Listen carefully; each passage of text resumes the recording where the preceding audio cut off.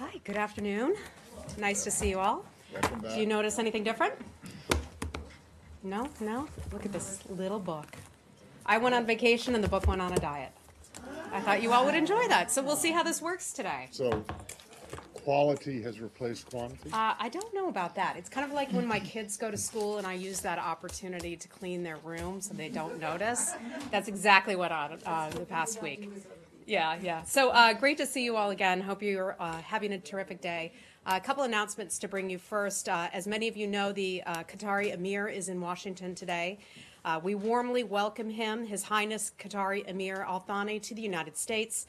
The President met with Emir a short while ago, and Acting Secretary Sullivan will meet with him this afternoon. Qatar is a highly valued strategic partner to the United States and also a friend. You may recall that we held the inaugural U.S.-Qatar Strategic Dialogue here at the State Department on January the 30th, during which we collaborated on defense, counterterrorism, human rights, trade, aviation, and also investment. We're building upon that dialogue and look forward to discussing these and other important issues of bilateral cooperation during the Emir's visit. Since the dialogue and building on our July 2017 counterterrorism MOU, Qatar has continued to advance its counterterrorism and counterterror financing efforts. In addition to that, I'd like to announce that Acting Secretary of State John Sullivan will travel to Lima, Peru tomorrow from April 11th to the 14th to accompany the Vice President at the 8th Summit of the Americas. We strongly support Peru's ambitious summit agenda, focusing on democratic governance against corruption. During the summit, the United States will promote priorities of mutual interest to the region, including supporting democracy, addressing political and humanitarian crises, and restoring democracy in Venezuela. Also, they'll discuss stemming corruption and transnational crime, promoting economic prosperity, and also women's empowerment. While in Lima, the acting secretary will meet separately with leaders from Peru, Brazil, Haiti, and Mexico. He will also meet with the heads of delegation of the governments of the Bahamas, Barbados, Guyana, Jamaica, and St. Lucia, as well with leaders from El Salvador, Guatemala, and Honduras. As you may know, civil society will have a vital role in ensuring summit priorities reflect the practical needs of the citizens and businesses of the Americas. The acting secretary will engage with members of the Cuban and Venezuelan independent civil society groups to underscore some of those priorities. So we look forward to providing readouts and information from the acting secretary's trip as it goes forward. Lastly, we have some students in the back, I understand, from Georgetown. Welcome. We're always happy to have students join us here. And that kind of gets into my last announcement. This week, the State Department is proud to announce the inaugural list of U.S. higher education institutions that sent the most students overseas on Benjamin Gilman International Scholarship Program in the academic year 2016 to 2017. Were any of you Gilman scholars by any chance? No. Well, we're happy to have you here anyway. The Gilman program broadens U.S. student population that studies and interns abroad by providing scholarships to outstanding undergraduate students who, due to financial constraints, might not otherwise be able to participate. Since the program's establishment in 2001, more than 1,300 U.S. institutions have sent more than 25,000 Gilman scholars to 145 countries around the globe. We especially want to congratulate the University of California, Berkeley, Georgetown, Spelman College, Portland Community College, and San Antonio College for heading up the top of their respective categories. Congratulations. The State Department is committed to helping the next generation of diverse American leaders foster mutual understanding and develop important skills in support of our national security and economic prosperity. Congratulations to all the Gilman Program students and institutions. The full list and additional information about these scholarships is available at gilmanscholarship.org. So I'd encourage you to take a look. And finally, as many of you know, You said that was the last one.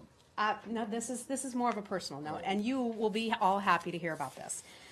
For the past year, I've been doing this job with the assistance of our fantastic press team and with Robert, as you all know Robert very well. But I am more than thrilled to announce that we have an acting deputy spokesperson now, and that is my colleague Elizabeth Fitzsimmons. Many of you will get the chance to meet her in the coming days, but this has been a long work in progress. Elizabeth, would you please stand up? For those of you who have not met Elizabeth, and many of my colleagues around the world will know Elizabeth, she is a career member of the Senior Foreign Service. That's significant here at the State Department. She served as Deputy Executive Secretary to Secretaries Kerry and also to Secretary Tillerson, and she served as a Deputy Assistant Secretary in the Bureau of South and Central Asia. She served overseas in Taiwan, Hong Kong, India, and also Bulgaria. She, by the way, is married to a DS officer, and she is a mother of 5 children, and she's also, doesn't look it, she's a grandmother. So we're thrilled to have Elizabeth joining us and look forward to having her take your calls, too. And with that, I'd be happy to take your questions, or I could just hand them over to Elizabeth. Thanks, Heather. Welcome back. Thank you. And Hoya Saxa for our guests in the back. Do you hear that? Let's start with Syria. Okay. Oh, actually, just on Acting Secretary Sullivan's trip, you mentioned that he was going to meet with Cuban and Venezuelan civil society. Yes.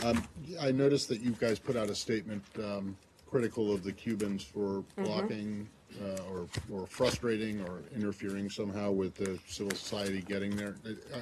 Are there any plans to meet with actual members of those delegations if they're going to be there? I believe that some may be headed to Peru for those meetings, but not all. Let me double check on that and get back with you.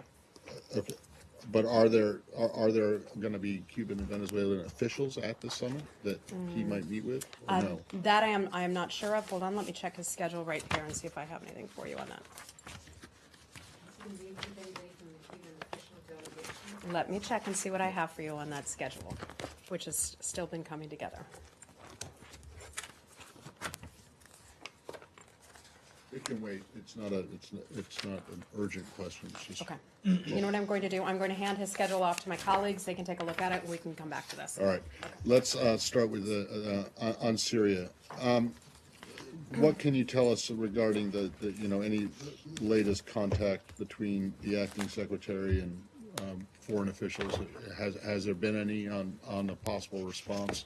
Yes. So this is obviously an interagency process. The United States, through the White House, through the State Department, and others as well, have been having conversations with our allies and partners overseas. Acting Secretary John Sullivan spoke on 2 occasions with Foreign Minister Boris Johnson of the UK. Yesterday, I believe a readout was provided of that call. We are looking for a coordinated response, whatever that response might be, to the situation in Syria. Has he spoken to anyone other than Foreign Secretary Not Johnson? to my awareness. I've spoken with him on 2 occasions today. I don't have any additional calls to read out for you. Okay. Well, do you expect him to? Because, I mean, the president has spoken now twice to President Macron and at least once to Prime Minister May. Yes, so the president spoke with Prime Minister Theresa May. The president also spoke with Macron. I'm not sure if Acting Secretary Sullivan was on that call or not, but we're closely linked up with the White House, with the NSC, and other partners and departments on this. Do you believe that, so a lot of the European officials believe that you can't really do anything, act against the Syrians and the Russians until you've got some kind of evidence. What is the US point of view as far as collecting that evidence, and do you believe that evidence would be, we had Russians at the site yesterday. Do you believe that is enough evidence to make a move either through the UN or directly? Well, the OPCW, I believe it was just yesterday or earlier today, announced that it would be on the ground gathering evidence. We see the OCPW as the impartial body to be able to collect this kind of evidence. Let me remind you how difficult it is to get. To get to these, first of all, you're in a war zone. This is a very dangerous environment for anyone to go into. So for these people to be able to go into these environments, to collect samples, perhaps through partner organizations that they work with, and also themselves, I understand they have their own inspectors who go about doing this, collecting that information and then analyzing that information. So that's an important role. They're the gold standard in collecting this type of information, and we would certainly rely upon them, as we have in other instances, to take a look at that. So you're first waiting for the OPCW to come back with something before you can make any kind of... Look, I'm not saying that. The United States government has its own mechanisms to be able to look into things. Some of these would be intelligence matters that I'm not going to get into. You know full well why. The United States has been sharing information with its allies and partners, as have our allies been sharing information with us. But the OPCW, we recognize and are pleased to see that they are able to get to the area, or eventually be able to get to the area, we hope as soon as possible, to be able to collect samples. We have talked about before the joint investigative mechanism that Russia thwarted. And the United Nations today is looking at a vote to come up with a new form of a joint investigative mechanism, and that is something that we would strongly support. Because not only do you need that body to investigate what exactly was used, but you need a body to be able to determine who was responsible for it, and that's exactly what the joint investigative mechanism did. Now, we do know that some sort of a substance was used, a chemical was used. We're just not sure at this point today exactly what was used. Okay, Andrea, go ahead. Following up on the forensics of this, you know something was used, you don't know exactly what or by whom, but absent hard evidence, which may take a long time if ever, is it possible that there would not be some kind of response? Is there a threshold for taking action if it's clear that some kind of chemical was used and that there are only certain players who have access to such chemicals? Well, look, we know that only certain players, to use your word, have access to these kinds of chemical weapons. We know that it requires certain kinds of delivery mechanisms to use those types of weapons. Not everyone out there has access to those delivery mechanisms. So we have that information. We're familiar with it. I'm not going to get ahead of the President and the White House and what the interagency determines is the best route going forward, but I can tell you that we are in close coordination with our allies and partners on this. Can I just follow up on Yeah. that? Given the pace of phone calls and our own reporting in different capitals, it does seem likely that this will be a multilateral response, if there is a response, that it will be different from what happened on April 6, 2017. I can just Is that say a fair conclusion? I'm not going to confirm that for you. I think our calls are certainly obvious that we stand strongly with our allies. We've had calls with the French and with the British. We've had information sharing, and also are, in conversations with people, as you would expect. And could I ask if you could take a question? NBC News reported today, one of my colleagues, Courtney Kuby, that the Russians have been jamming the GPS of our drones, which may or may not be one reason why it's been difficult to collect photographic evidence, and that this has been going on for several weeks. I'm not aware of that, Andrea. I'll see if I can get something for you. Some of that may fall under intelligence, and we may not be able to answer that, but I can't even confirm the premise of your question. This is the first I'm hearing of it. Heather, can I just ask really quickly, Yeah. are you saying in response to both Leslie and Andrea that even absent a determination from the OPCW or this JIM, the Joint Investigative the new- Message, the that is new- likely the to new be type of JIM, yeah. that is likely to be vetoed today, even without any conclusion from them, the administration believes it has it can act? I'm not going to get ahead of anything that the White House may announce. That's not my role to do that. I could just say it's very clear that some sort of chemical weapon was used, and that is a tremendous concern to the United States. That's Hi, certainly. go ahead. Hi, Heather. Hi. As the United States is coordinating with allies on this, there's a move in the Senate Foreign Relations Committee to write a new authorization for the use of military force. What kind of input has the State Department had? Has this sort of come up as the Secretary had left, Secretary Tillerson has left? Where's the administration on an AUMF that could be moved in the committee as early as next week or Yeah, so we haven't changed our position. Our position remains exactly what it was. Director Pompeo and I have not had a chance, perhaps he's discussed this with other colleagues here at the State Department, to review his opinion and how he envisions it. Also, our lawyers obviously would play a strong role in that. So we just have not had those conversations yet. But as it stands right now, our policy remains exactly the same. So as the U.S. considers it responsible, believes it has the authority to act as it can and should. I would defer to the White House on that, but yes. Okay, go ahead. While you coordinate with the U.S. allies, do you also have, or do you plan to have contact with the Russian officials, government, to avoid any escalation if there is to be a response by the Western I don't have any countries? calls or meetings to read out on the Russians at this point. Okay. Hi, Can I move on? hi, Saeed. Yeah. How Could are you? I, Oh, wait, hold on. Michelle, Michelle, okay, okay. we'll, Sure. we'll come back to you. Hi, Michelle. Hi, how are you? Nice to see you. Nice to see you too. Will the U.S. be waiting for the OPCW investigators to come back from Syria to react, or you have enough proofs or to react? I think I answered that question. That is something we believe, we know, that some form of a chemical weapon was used in that attack in Syria that has killed at least 85 people that we are aware of so far. So the United States is convinced and knows that some sort of a chemical weapon was used. We also recognize the importance of the OPCW, and we don't know their timeline for being able to get in, collect information. We have our intelligence, and then they have their information from the ground. So we have different kinds of information. The president, though, was pretty clear that there was going to be a price to pay. I mean, he literally said that. Why, since April 6th of last year when they ordered the missile strikes in Syria, and now, or until this last incident, there have been numerous uses of chemical weapons that have been alleged in Syria.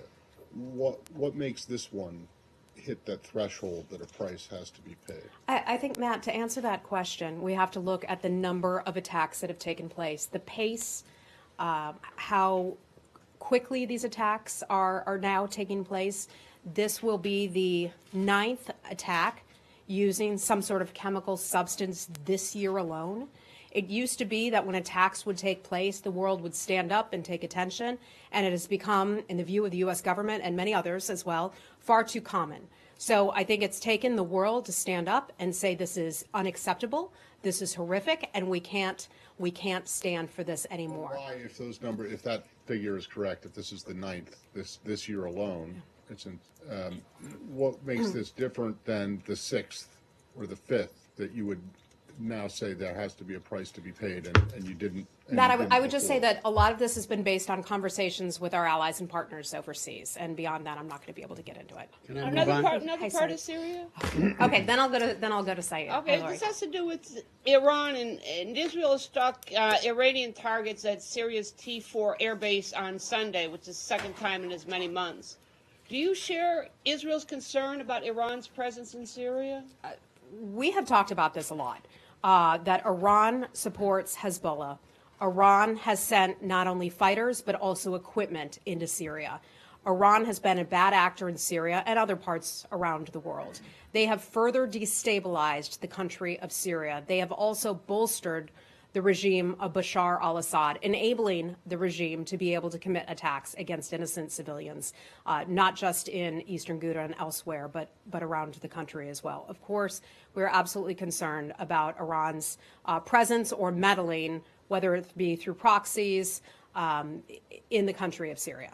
So it's possible when President Trump talks about everyone will pay a price involved in this, that the United States could also strike Iranian targets in Syria as it responds? I'm not aware of what, if we were to take any kind of action, I'm not sure what our targets would be.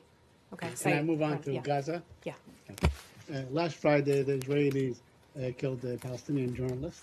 He had a vest that was clearly marked at press. I wanted your reaction and comment on that if you have one. Yeah, I can say we're certainly aware of reports that a journalist operating in Gaza was killed in the clashes in Gaza. I don't have the specifics on his particular case, but I can tell you we're looking into it. So you're not sure that he was targeted and that the marking was clear that he was wearing a vest that said. I am just saying I don't have the specifics on his Do you- case, do you have- but do you have I any- can assure you we are looking into that. Do you have any comment on the fact that the Israelis are targeting the press? Oh, look, I can say that we would call for renewed emphasis on having peaceful dialogue, trying to get two parties back to talk about the future of peace for the Israelis and Palestinians. And certainly the events of the past week and a half or so have been very troubling. Okay, which you have not even One at a raised, time. you have not issued a statement and so on. I remember I raised on the 29th of last month that there was going to be such a thing I know the you following did. day. You did say that, and I said, Saeed, I was hope accused- you were wrong. Well, I hope my hope, when just weathered away. Yeah. You know, so but they did use excessive force. Do you think that the Israelis are using excessive force to quell these demonstrations that are really far? I mean, you know, reports show that Mr. Jason Greenblatt suggested that they keep away 500 feet. This journalist, Yasser Murtaja, was hit at like 350 meters, which is almost 1,000 feet. So they are demonstrating in their own enclave, basically. You are not calling on the Israelis to stop targeting civilians? What Israel, from my understanding, has just announced that it will conduct an internal investigation into the use of force. And so we will stand by and we will watch what comes out of that. Heather, I'm sorry, you said you were aware of reports that a journalist was killed? Yes. You haven't been able to confirm it, but the guy was buried over the weekend at a funeral that was quite, you know, it was attended by a lot of people. Yeah. And I'm aware of that, yes. But not just of reports. I mean, you know that this guy was killed. That is correct, yes. And I think you might know a little bit more, maybe not, but because the company that he worked for, that he co-founded and co-owned, had last month been vetted and was approved for a grant from USAID. Now, well, first of all, can you say that that is true, that is correct? My understanding is that he was vetted according to U.S. government guidelines, but I don't have anything more for you on that. Okay, so would the U.S. government guidelines would allow for a member of Hamas to get funding? Matt, I don't know funding the from specifics of the USAID? case. I've not been involved in any of that, but Okay, well, if I get anything could- for you on that, I'll the be happy to Israeli- bring it to The you. Israeli defense minister has said that although he was wearing a journalist, a bulletproof vest with the word press clearly blazoned on it, he was a member of Hamas, a member of Hamas's armed wing, and with the equivalent rank of captain, and that he was disguising himself as a journalist. And I want to know, I mean, if he was in fact vetted and approved by USAID for a U.S. taxpayer grant, either the USAID vetting process is not very good, or it allows for a potential possible Hamas militant to get U.S. funding, or the Israeli defense minister is wrong. All I can or say worse. is that we're looking into that. Okay, we're looking at all of this. Go ahead. Allow me, Go just ahead. one last question. Yes, go ahead. Please. Today, the Israeli Minister of Defense, Lieberman, told the Jerusalem Post, an Israeli newspaper, that there are no civilians in Gaza. Do you have any comment on that? I do not. I do not. Would you look Okay. into that, please? If I have an answer for you, I will give it to you, certainly. Okay, okay. Leslie, did you have something else? Because you keep saying you're looking into it, I'm trying to figure out, is that you talking to the Israelis about the way this happened? Or, I mean, what kinds of, are you doing an independent? That's typically what we do. We talk to other governments. We talk with officials and sources on the ground from different sides and gather information and facts. Okay, that's all I have. Hi, Jenny. Thank you, Heather. When the United States and North Korea summit talks on May or June, will the North Korea human rights issue be raised at the talks? Yeah. Typically, when we have the opportunity to sit down and talk with countries where we have tremendous differences, that is something that does come up. I imagine that would come up as well. However, denuclearization of the Korean Peninsula, which is something that Kim Jong-un said that he is willing to abide by and willing to work toward. I think that is obviously the top conversation. Other things may come up as well. Thanks. Yeah, go ahead. So Kim Jong-un has said he's willing to work towards denuclearization, but is the U.S. government confident that both your definition and his definition match up? Like, does he agree to complete, verifiable, and irreversible denuclearization, or does he have a different definition in mind? I can't speak for him. I can't speak for his government. Can you speak to, does the U.S. feel confident that you both mean the same thing when you're talking about that? And that is something that the president has determined. And I can't speak for the president, but I can say that when they say they are ready to denuclearize, and we will have conversations about that. We go into those meetings in good faith hoping for the very best, and so we look forward to having those conversations. Okay, Josh, hi. On Qatar, I'll come back to you. Okay. in the Oval Office this morning, the president had a very different assessment of Qatar's, status on tariff funding than he did a year ago. Ironically, his today seemed to line up more with the Secretary of State that he recently fired. And I'm wondering if it's accurate to say that at this point, Qatar has resolved U.S. concerns as expressed by the president last year about funding for terrorism. Yeah. So I think a lot of this is a work in progress. They have made some progress, certainly. On March 21st, less than a month ago, they publicly announced designations of 20 terrorist financiers and 6 entities under its new domestic designations authority. So that's certainly a step in the right direction. We continue to call on all sides of this GCC dispute to come together. To refrain from the type of rhetoric that would make it difficult for them to come together. We have long talked about how this can affect our overall war on terror and efforts in the Middle East, and some of those countries have had to pay a price as a result of their eye being taken off the ball. So we continue to have those conversations with the Qatari government. As far as resolving that dispute, basically all sides of this dispute say, we're dug in, there's been essentially no progress, this isn't going anywhere.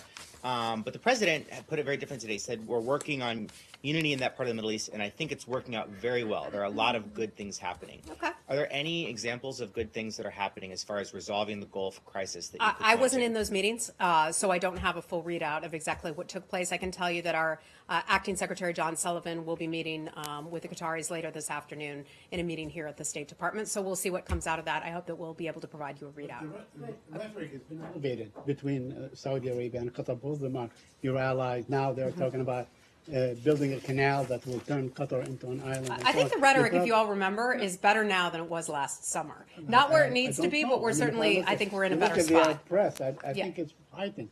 I'm saying that some of the projects would be a canal that would cut off Qatar, turn it into an island. I don't know. I've certainly seen that. Yes, I have. So And is that something would... That would be something that we don't think benefits the dispute. That only exacerbates the dispute. So talk like that, suggestions like that, only serves as a setback. And I think we've been clear with those countries about that kind of rhetoric.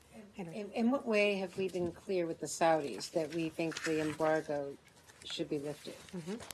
Has that, when and where has that taken place? I don't have readouts of any of those meetings right now, but I know that we've made those made that clear.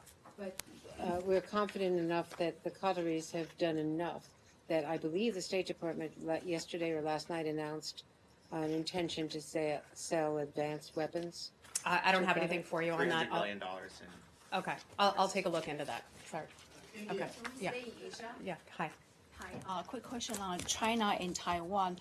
Do you have any information and the timing of the second U.S.-China diplomatic and security dialogue?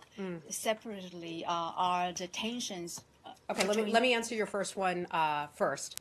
And I think you're referring to the dialogue that we had last year, the 4-part dialogue with President Xi and other members of his government. I don't have any meetings, any plans to be able to provide you today about that. So I'll let you know when we have something to announce. Okay, your second part is?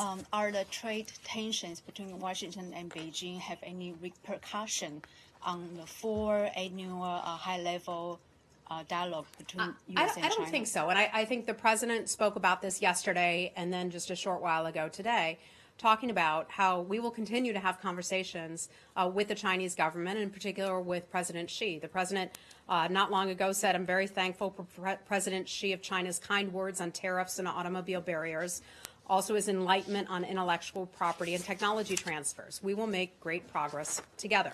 So I think what we may be seeing is China coming to terms with some of our concerns about unfair trade practices, and the United States saying, we stand by to engage with you, the government of China and President Xi on that matter.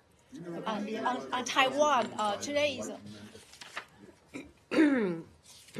My best estimation of that, and I've not spoken with the president today, but my best estimation of that is basically what came out of President Xi's speech. And in President Xi's speech that he gave at a forum recently, he spoke about economic reform. He spoke about market opening. Those are the types of suggestions that China has made for some time. But if they're willing to make progress on that and step in the right direction, we certainly remain open to engaging them. So, but he believes that President Xi has been enlightened. Possibly. Yeah. He used that word. So, okay. Go right ahead. Yeah. Nike, let me go on to somebody else. Hi. Just the same topic. So do you see the risk of the trade war between the United States and China has been reduced, if not diminished? I think we're at a good point where we're having conversations. We've been clear with the Chinese government, areas that are of concern to U.S. workers, U.S. companies, and the overall trade balance. We have had those conversations with them, so I think we're looking like we're in a better place. But the Chinese government officials actually saying there's no negotiation going on right now. So I'm wondering if you could confirm, is there talks between the two sides about trade issue right now? We have had conversations, government to government. As you all know, our Ambassador Branstad was meeting with Chinese officials just about a week or so ago. So those conversations and talks continue. Okay. Thank you, Heather. There have been reports that a team at the CIA has been in communication with North Korea regarding the upcoming summit. My question is what the role of the State Department is in these preparations. I can only confirm that the U.S. government is engaged in talks with North Korea about our upcoming meeting. I can't get into the specifics in terms of who is doing that, but this is a broad interagency process. So yesterday, the president extended the timeline to May and early June. Why was the timeline extended? I'd have to refer you to the White House for an answer on that. Okay? Okay. Hi, Cuba. Can you tell us in this meeting in Peru, when it is that the U.S. delegation would be meeting with the exile community or the representatives of the exile and civil society from Cuba? My colleagues over here have my schedule right now, and so I will defer to them. One is Acting Secretary Sullivan set to meet on Thursday with Venezuelan, thank you, with Cuban NGOs and opposition leaders. Pardon me? What about any meetings scheduled with Raul Castro or anybody? Robert, is in there the anything on the official schedule regarding delegation? that? No. Okay. Okay. And we're gonna have to wrap it up soon. Hi, Lala. Hi, thank you. I have one question about a news report appearing in the Pakistani press, Okay. Which says that the U.S. has imposed travel restrictions on Pakistani diplomats based in Washington, D.C. Is that the case? I don't have anything for you on that. Thank you. All right. Syria? Yeah. Hi, sir. Hi, thanks a lot. I'm sorry. Tell me your name again. Sure, Matthew Lee, Inner City Press. I wanted to ask you that. Matt Lee, the other yeah, Matt I know, Lee? the other Matt Lee. Matthew Russell Lee. Okay. Yeah. Nice So I to wanted, meet you. All right, glad to be here. I wanted to ask you, this is maybe, I don't know if it's in your binder or not, two things I wanted to ask. One has to do with Syria's set to be the president of the Conference on Disarmament of the UN. And I saw Robert that. Wood, your Ironic, ambassador said, right? yeah, highly ironic, that they're not qualified. I wanted to know, do you have any ideas yet what that will mean? Will the U.S. walk out? Will they not participate? And I have one other question for you. Okay. I'm certainly aware of that story and that story taking place. That would be an outrage if Syria were to take control of that. We have seen these types of things happen at the United Nations before, where suspicious countries, countries that run against everything that an individual committee should stand for, will then head up that committee.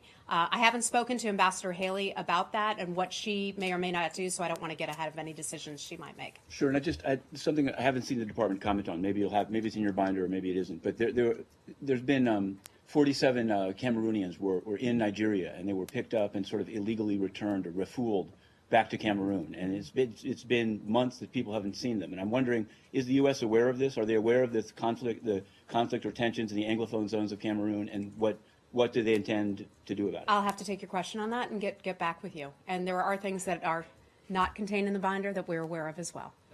Okay? Okay. All right. Last question then. India. Madam, two questions, please.